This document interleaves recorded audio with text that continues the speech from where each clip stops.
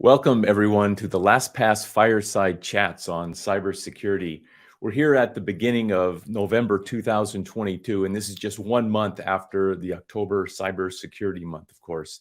I'm Mark Troyer. I'm the Director of Solutions Consulting Team in the EMEA region here at LastPass. And today, I have Lloyd Evans. Lloyd is the head of the LastPass Identity Team in the APAC region at LastPass as well.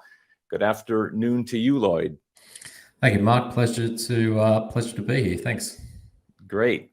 So today we're going to be having a fireside chat on cybersecurity where we will both ask each other some basic questions and then let this go off into a conversation. Shall we go ahead and get started? Sounds great.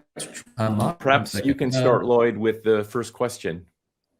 Yeah, maybe to start off, Mark, I was interested to maybe get your definition of cyber awareness and maybe provide some examples in the real world around cyber awareness that you see within the EMEA region.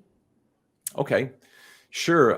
I guess the short answer to that question would be cyber awareness, and certainly the October event is really about, in my mind, annual IT security training that reinforces muscle memory. And if I could go into a little bit more detail, the way I see cyber awareness really comes out on maybe 2 or 3 dimensions. The first is that there are certain behaviors that people have both at a personal level and then at a work behavior. They're not the same. In fact, I would even speculate that most behavior starts with personal behavior and then seeps over to work behavior. The second multifactorial area has to do with really different areas of technology. So the whole issue of data privacy, how that changes over time, attack vectors, what are the threats that are going on, and then of course technology change. This is just a moving target, and every year it changes. And then if there is a third dimension, I would say it's probably demographics. The way millennials, as an example, at one end of the spectrum deal with cybersecurity is very different than baby boomers, who have a very different perspective. And if we look at some examples, and Lloyd, you've got quite a few children, if you look at the way millennials, certainly, and even younger than millennials, look at their privacy, as an example, on social media, it's quite frightening to both of you. I certainly in my family, I feel like sometimes I want to say, hey, why don't you ease up a little bit on letting people know who you are or telling private information. So that's maybe one end of it. The other side is on the baby boomers side. I think generally speaking, tend to be a little bit more scared of IT in general, but at the same time, maybe are a little bit more gullible to things like being targets and spear phishing attempts and so forth. So I guess just to round out your question, cyber security awareness, in my mind, and what this last month, October, is all about, is really about retraining all of those muscles that may be getting into a bit of atrophy and dealing with the changes as they take place. Great, thanks, Mark. I like the terminology around muscle memory and obviously having a broad discussion around cybersecurity awareness, and not just talking about the technology aspect of it, where I think a lot of companies tend to get let down. They tend to focus more on the technology side, where in real terms, we should be talking about privacy controls and that type of thing.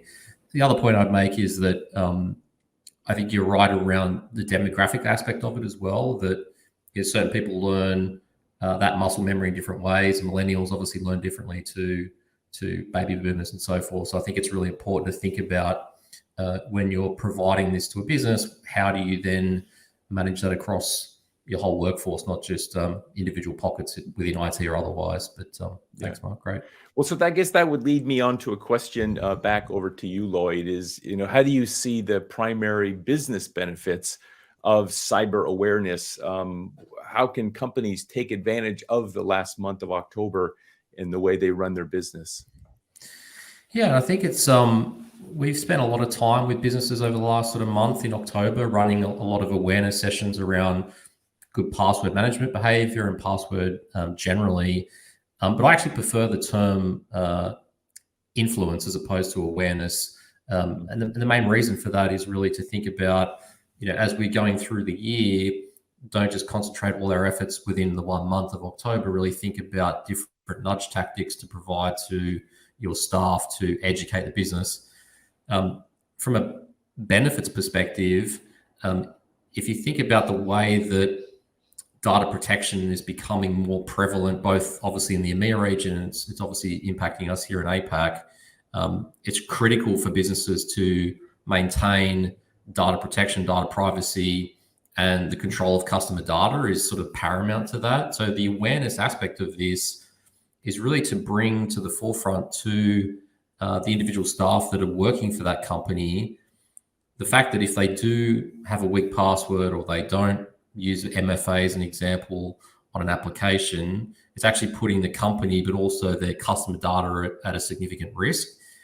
And over the last, let's say, 3 or 4 weeks here in APAC specifically, we've seen a number of data breaches, very large scale data breaches. So it's actually quite heightened here in APAC at the moment. But thanks, Mark, for a good question. Interesting. And maybe, sorry, you had a follow-up? Well, the only thing I was going to say, comment on to that is that, of course, here in the European region, we have the whole GDPR element that comes with other challenges for both being audited or being potentially even fined. And if there is a problem, there does certainly seem to be this notion of even class action suits for emotional strain that can pop up that really throw on the costs that companies need to be thinking about with respect to data privacy. So great points. Yeah, I mean, the GDPR obviously has impacted us here in country, given, we've got businesses that operate internationally. But actually saying that our Privacy Act is in the process of being changed, we're actually increasing the penalty to, I think it's about 50 million. So it was only 2.2 before. So I think that's a good step in the right direction. But maybe Mark, to shift gears a little bit and maybe to talk through some of the different pillars that we've been focusing on this year for Cybersecurity Month. I wouldn't mind starting with multi-factor authentication. I mentioned this in the last response, but how has MFA changed over the past few years, and why is it important, and how does it contribute to both cybersecurity but also to the awareness aspect of it? Right. So I think whenever I talk about MFA, because not everybody always knows that's multi-factor authentication, and really it starts off with 3 different ways in which you can verify the identity of someone. It has to do, first off, with what you know, and then it has to do with what you have. So it might be you have a phone on which you can get an SMS, or here in the Netherlands, as an example, we use these banking PIN code systems that basically have a card, so you have to have this to log in, and then who you are. And this is part of the probably more exciting gesture-like authentications, where you're actually looking at your face or your voice or a fingerprint, what have you. That's what MFA is all about, making sure that we're passing enough of those tests to authenticate someone. I think in terms of the evolution of what's happening, I probably see it in let me roughly define this as 4 different steps of evolution. And let's just sort of go back into post the millennium. I think everybody was fairly used to, on the early stages, especially with things maybe like healthcare, certainly banking, or maybe e-commerce, where we started to see this what you have element being used. So getting an SMS with a code that was required to do something. Maybe it was getting into a VPN or doing, whatever may be required. We then got more sophisticated, and we got into really sort of the notion of time-based one-time passwords. And that's where, again, devices like these are working in. Of course, the idea here is that you put your card in, you put your PIN code in, so that's what you know, and then it gives you a code. But of course, this code changes every 30 seconds. And so this is really the second generation, I think, of sophistication that we've gotten into. And then the third really comes into the whole area of biometrics. Everybody that has either an Android or an iPhone, they know either the phone can look at their face or they can put their fingerprint on, and that can verify who you are. These have been great for that what we call second factor authentication. Now that sort of begs the question of what comes next. And really, I think there's 2 things. First off, what is the first factor of authentication? And of course, we know that those are passwords, the what you know. And then what can we do with things like machine learning and policies, and maybe combining some of these different elements, again, intelligently, to make sure that we get everything together. And this is really leading us into, I think, the next stage, which is first factor authentication using perhaps biometrics, because we know, of course, as an example, again, using passwords is a bit of a mess with phishing. This allows us to log in directly passwordless without ever having to really, log into remember a long password, what have you, and move forward. And really, if we look at the way this contributes to cybersecurity awareness, I think it helps. It starts conditioning individuals to start using multi-factor authentication, even with basic things. So let's suppose I get a phone call from my bank. It's a bit odd. Maybe there's something going on and they might want to ask me some information. Before this, I might not thought much about it and had a fairly open conversation with that. But now having this technology, I might want to think about what I'm actually going to do with them. In fact, I might even want to say, sir or madam, could I please note your name down and then give you a call back because I'm busy right now, knowing that actually I want to make sure this person is who they are. And so again, the technology hopefully can form some good level of habits. I don't know in the APAC region if you're seeing other trends. I mean, I think our government agencies have been pushing multi-factor authentication pretty heavily. So there's been a lot of campaigns around the use of MFA from a business standpoint and also a consumer standpoint, which I think is good. It also helps, generally speaking, it helps businesses promote better cyber hygiene and cyber awareness within their business. The other thing, obviously, the biometrics is pretty common here. The thing that I think that generally most people struggle with is the adoption of MFA or multi-factor authentication. And so the uptake of that can be somewhat problematic depending on demographics and so forth. So I think we're at I suppose, an inflection point, I think, realistically, around how do we manage the first factor and how does MFA play into that, or biometrics play into that as we move into the future? And so I think that's kind of where we're at from an APAC standpoint. But it's definitely seen an increased level of activity, especially from government agencies, security officers here in region, to promote the use of multi-factor authentication, as well as password managers and other things as well.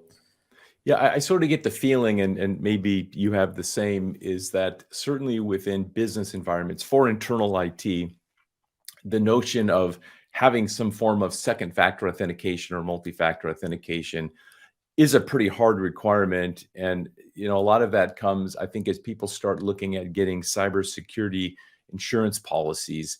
It does seem to be the one thing that just stands out of all the best practices that they expect you to work on. If you're ever going to make a claim, it's the one thing that seems to be in all policies, is that has to be implemented. And it's fairly clear to define and understand what that actually means. I don't know, in your region, are you seeing, as you talk to customers and other people, that notion as well within cybersecurity insurance claims, as an example, or insurance policies? Yeah, I mean, it depends on the insurance company that's obviously providing cover. In some cases, I've heard that there's obviously a mandate for multi-factor authentication within the policy itself. I've heard others talk about the use of MFA and password management as a way to reduce premiums. I've heard that before. I think it really depends on the provider, and obviously they're assessing risk based on the company itself, but definitely it's more prevalent than it was before. Yeah, I'm sure that the whole underwriting industry will evolve here in the future. It'll be interesting to watch. Let me change subjects onto one of the next areas. And let's just talk about updating software. What are the ramifications of not updating software in the business world today? Yeah, so I think from updating software, or what we refer to as sort of patching, or commonly known as patching within the business environment, I mean, the real ramifications for it, if you think about it, is software has to get updated pretty regularly. There's obviously development that goes into software. and they roll out software updates, and that's on a pretty regular basis. As an example, Microsoft does it effectively every Tuesday as part of Patch Tuesday. And the issue with not keeping patching or software updates up to date is that effectively you're leaving holes within the software. There's vulnerabilities within the software to allow criminals to exploit those holes and gain access or gain a foothold into the business. The other thing I would say is that from a consumer standpoint, it's also super important to think about this from a software update perspective. You can do that on your, I use an Apple phone, but you can do automatic software updates, and that's a relatively easy way to reduce cyber risk from a personal standpoint. But from a business standpoint, really thinking about, what software are you using, understanding where it is, how you're using it, and ensuring that you're on a relatively rapid cycle of patching. Because what tends to happen is they refer to as zero-day exploits get released, and if you're not quick to patch the software, obviously criminals can gain access to it and gain a foothold into your business. So we probably, in APAC specifically, we've seen a few vulnerabilities that relate to software updates and not being covered off from a patching standpoint of recent times. But it's probably not the largest exploit that we've seen here in region. I don't know, what's your thoughts on that, Mark? Do you tend to see that within the EMEA region? Is that a problem for most companies? Well, I guess I think it's a global thing, to be honest. I think maybe some of the behaviors are somewhat cultural, especially at a personal level and namely on mobile devices, because that's sort of, something that nowadays everybody has in their hands and they're staring at, 30 or 40 times a day. When you see those notifications come up saying that there is a software update, I think what it comes down to the consumer is that they know that probably it's a good idea, but the question is do they want to do that now while they're out on the road, or do they wait till the evening, or they do it during the weekend or whenever? And, I guess that's one of those things, how critical is that, and what are best practices just for that consistency? What's the best way just to keep yourself protected as pragmatically as possible? It's, of course, as we know, this is all about risk reduction wherever you can without getting in the way of your own productivity. And so, again, I would probably go back and I think it tends to be somewhat of a cultural thing. Different cultures might be more afraid of this or tend to put things off a little bit more from, for one reason or another. Yeah, I tend to agree with you on that. I think that I think one of the aspects where I think software updates and talking about it, or obviously how it relates to cyber awareness, we're talking about cyber awareness, is that if we tend to talk about it in a consumer perspective, we tend to find that it has a flow-on effect to normal business. That's similar with passwords, and we see it similarly with MFA as well, that if we talk about it from a consumer standpoint, what's in it for me as an example, as the individual, tends to have a flow-on effect to the business, generally speaking. But just to talk on passwords, I've obviously mentioned it a few times. Mark, I had a question for you around password management. That's kind of our, let's say, our third cybersecurity monthly pillar.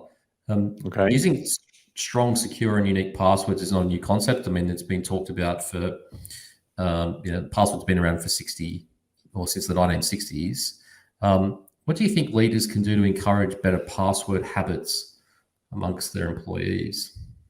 Yeah, I think as we've both discussed so far, that this is an evolving situation, and year on year there are different issues. Maybe just quickly going back to your last question as an example, I think we're also not only talking about, as an example, updates for smartphones, but also IoT devices. We didn't really have to think about IoT devices 5 years ago. But when is the last time that you maybe looked or made sure that all of your IoT devices had the latest software updates? And that really sort of gets back to the point on your third pillar question of, what are the latest trends? What's the best practice related to secure and unique passwords and so forth? And I would go back on that particular question to say that, again, I think it all comes back to getting back to the employee, to what their personal situation is, what are their personal risks, because whatever they do for the company, they need to do it personally. And probably you want to emphasize the focus on getting them to change their personal behavior, which will naturally flow through to company behavior as well. Different people handle that are not using, as an example, which we'll talk about later, a password manager, have different ways of handling this. By and large, what I've tend to have seen as I talk to people, and certainly have attended a lot of conferences and so forth to sort of understand what's happening, is that many users often reuse passwords. And the best case situation, they're using maybe 3, 4, 5 different passwords, maybe tiered to different levels of security. So at the top end, they have something that they use for their banking application. At the bottom end, these are sort of a throwaway username and password that they do for sites that they don't care too much about. The quick and difficult part, though, is how do you memorize those and keep them persistent so you don't forget them and you don't have to go through all of the password rechecks. It does seem, and I'm curious if you've seen this in a lot of the conferences adopted in the APAC region, is it does seem that most of the industry, for your key passwords, if you do have them, make sure that you're using actually a passphrase, and not only a passphrase, in other words, a whole series of words. Initially, they started about doing this with take a lyric or a quote or something, but now it seems to be evolving to, no, actually take something that you can remember, but is also sophisticated. So taking, as an example, 5 fairly random words, of which, by the way, none of them have to do with anything about your personal life. So if someone looks at your social media feed, as an example, they couldn't basically go out and just build a little dictionary and start attacking with those words. So basically come up with 5 different random words that you can still remember, and maybe a number or a special character, and use that as your password again, so that it's both sophisticated, but it's also something that the human brain has some sense of remembering, so that you don't have to do password resets.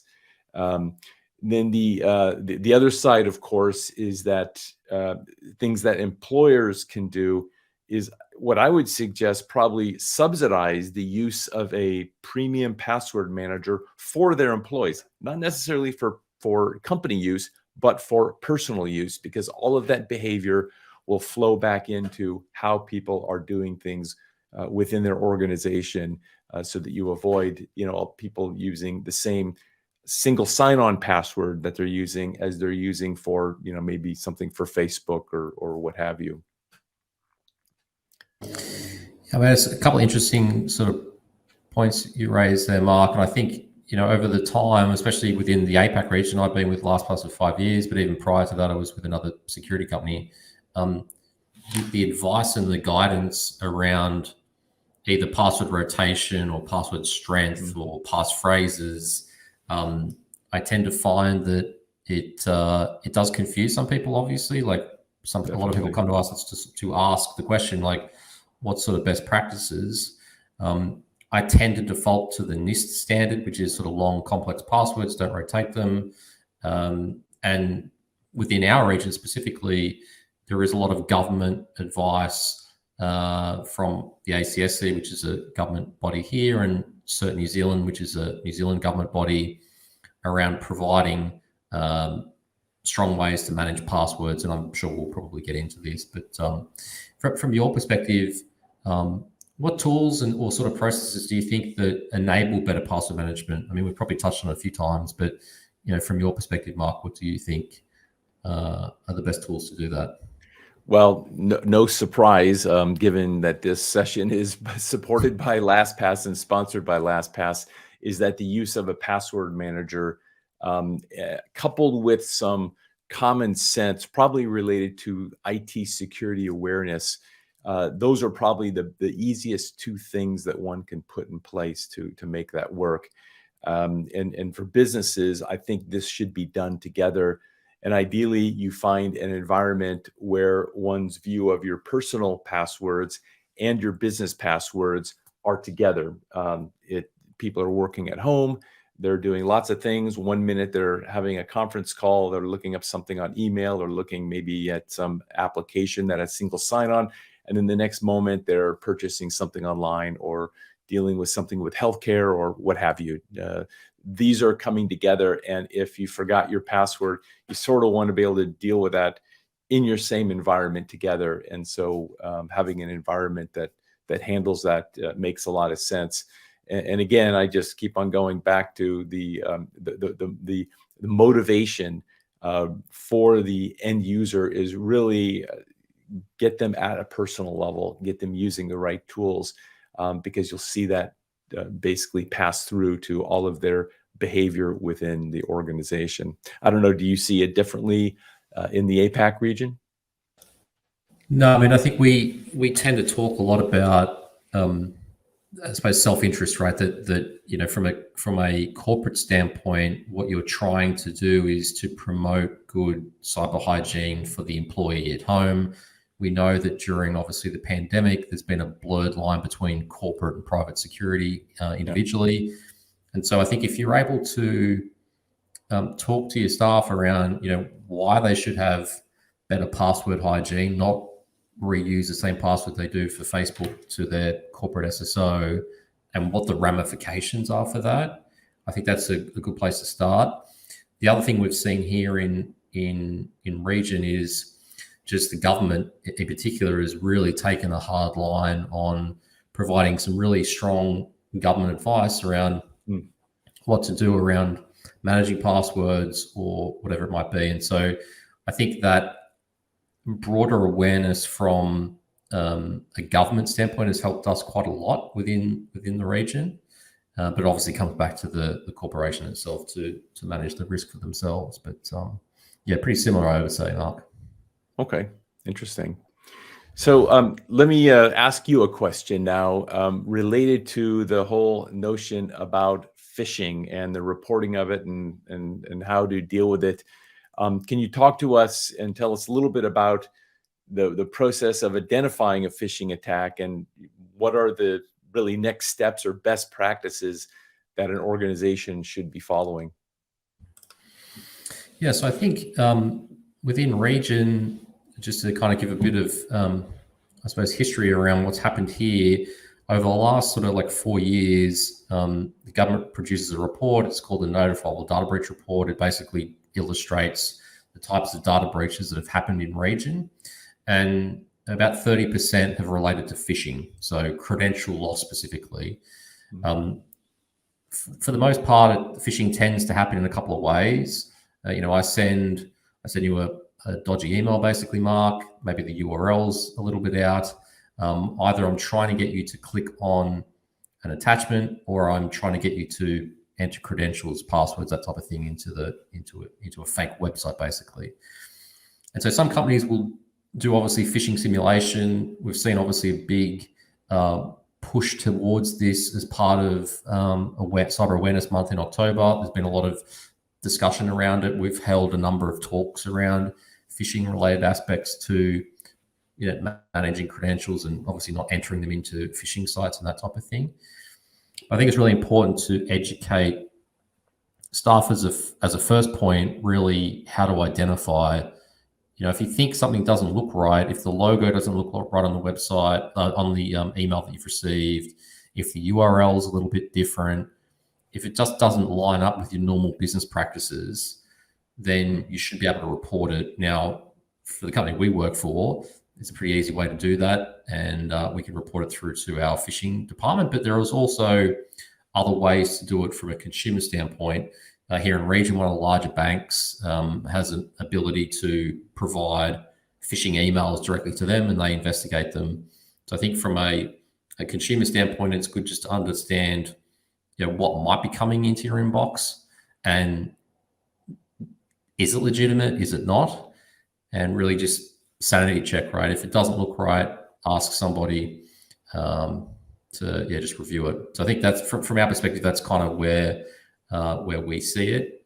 And we do talk to a lot of customers around phishing risk, generally speaking, because obviously it relates to credentials and the work that we do. And also that a lot of the data breaches here in region actually relate to phishing related risks. So we do talk quite a lot about that. But I don't know, how does that translate to the EMEA market, Mark? Is it similar? Is it different? I think it's about the same. Of course, if you're like me, one of the things internally, we're starting to see more test phishing emails just to test how cyber aware as employees we are. And these are just emails that are sent internally by the IT team to see if they can fool us. And I must admit, I've certainly clicked out of curiosity, not that I would put in my password, but for curiosity to see what the email says. If there's a link, just to look at the URL to say, oh, this is interesting. What's that all about? But it is nice within certain productivity tools like Microsoft Outlook, you do have the report phishing button. And I think that certainly makes it a lot easier because I don't have to now go through this extra step of, trying to track something down as to who's the vendor or get to their IT security department to ask the question. So that's one element that's there. But I think going back to one of the previous conversations that we had today, it also sort of goes down into, well, what can you expect in the industry overall? What is it really realistic that you expect a bank to contact you and without a previous appointment or something that's been set up? And I think those are some of the cultural changes that are probably, my guess is culturally, maybe certainly in the EMEA region, that have happened certainly over the years, is that there's, again, certain behaviors people are now expecting from key institutions, whether it be government, finance, et cetera, that are changing. And so I think that's an interesting, again, it goes back to, we'll be back here again, Lloyd, in 2023, and who knows, what has changed over the past year, but we know it will evolve. And we know that certain behaviors that are expected out of us that are best practices will probably be something that'll be focused on for Cybersecurity Month, October 2023.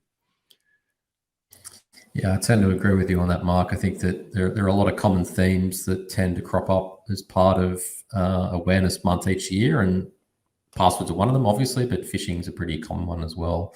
One thing I would like to know in terms of just as we sort of look to wrap up our conversation was just to understand from your perspective within EMEA, the types of security challenges that potentially businesses are facing, and what are you seeing, and then maybe what does that look like for maybe the next year or something like that? Would be interesting to know. Yeah, it's interesting as again, as I've gone and spoken at several conferences, since the COVID has let up and we're back out amongst people. And one of the things as I talk to CISOs and security managers and directors in general is that, what are the attack vectors? What are the primary ones? And it does, the ones that tend to stand out that they're talking about have to do with, first, the perimeter elements. So, what do we do to make our network safe from an IP protocol perspective, or the endpoints, the actual end devices? Do they have all the proper security software and logging and so forth? Is sort of one. The other area where there's been a lot of activity and a lot of conversation is PAM, or dealing with access management. There are places where, probably wasn't till I've been with the company now for 14 years. And, I think probably 11 years in before we actually implemented a PAM system, I still had rights to do things that were granted to me probably 11 years before that I haven't done in a long time. And in a perfect world, those would have been taken away because they were opened up for, someone potentially maliciously changing something. So PAM is the other area, by the way, complex to implement, but, it's got a lot of key benefits that would be required. And then the area of identity. I think when we talk about identity, there's the ID provider, so the Azure ADs and so forth, these types of organizations. I think most organizations, it does feel like they've sort of landed, certainly larger organizations, let's say the mid-market and above, have landed on some sort of technology and they've standardized that. And it's probably not likely that they're going to change. However, there's this whole notion of shadow IT and password management where we're involved, where there's still a lot of discussion. And then I think the other area where there's a lot more focus that I'm hearing about is in the area of both alerting, and these have to do with the SIEM systems. And forgive me, but I can never remember what the acronym for SIEM stands for, but this is basically firing off alerts where you think that there might be some attack happening, correlating things and so forth. And then beyond the technology, I think it comes down to governance. How are we managing and how are we making sure that all these things are being done, and who's watching the watcher? I think is the final point. So these are, sort of the themes anyway that I'm starting to hear a lot more CISOs talk about, certainly in the EMEA region. Yeah, I mean, I think from the APAC perspective, it's pretty similar. I think it's obviously a relatively, data breaches are a global issue. I think from our perspective, we've had 4 very large space of 4 or 5 months. And so there's been a lot of attention around identity and access management specifically because 2 of the breaches related to that specifically. Managing APIs and sort of managing the software integration component has been problematic. And then obviously patching, we've talked about a lot as well, software updates, that type of thing, and the vulnerabilities that go along with that. But when we sort of take a step back, and I've referenced this report a few times, but the Office of the Australian Information Commission is a government agency, and they've produced a report around data breaches for the past sort of 4 or 5 years. It's a mandatory scheme here in region. And there's a lot of information that can be gleaned from these reports around how the data breaches are happening. And so a lot of people have been focusing around the human element of that, which is obviously phishing related. It's password management related, but also access control, as you sort of touched on, Mark. This idea that just in time provisioning or removal of access for certain people. And probably other common one that you also touched on, Mark, was shadow IT, or what I refer to as sort of this password sprawl, whereas companies have digitally transformed, especially during COVID. They've adopted more software, more technology, but they may not necessarily have managed that as effectively as they should. And so that leaves gaps and holes within the business component. So those type of things are pretty common here within the APAC region. And moving forward into next year, I see it pretty similar, right? I don't see a lot of changes as we roll forward into 2023. I think it's going to be much of the same here in APAC. Yeah. So we're about 35 minutes in, so we probably want to start to summarize here. And I guess let me ask you the question. Given all of these different things that an IT director or a CISO could be working on, what are the learnings that that basically you see that could be applied to their business in terms of where should they be focusing their business moving forward? I mean, I think from my perspective and sort of talking with other CISOs around it, it's really sort of getting back to the fundamentals of security and security management. And these are things we've touched on that a lot of the time just either get missed or maybe not implemented correctly per se. There's restrictions around implementing it, but really thinking about what I would sort of say is the four main areas. One is multi-factor authentication, we've talked about, and getting proper coverage of that across all applications. Making sure the patch and software updates are rolled as quickly as possible, obviously within business priorities. Credential management or password management obviously is a key pillar of that. And then the fourth component to this is really what I talk to is more cyber influence, this idea that outside of just the month of October every year that we do a big push, is really thinking about this notion of nudge tactics that we refer to.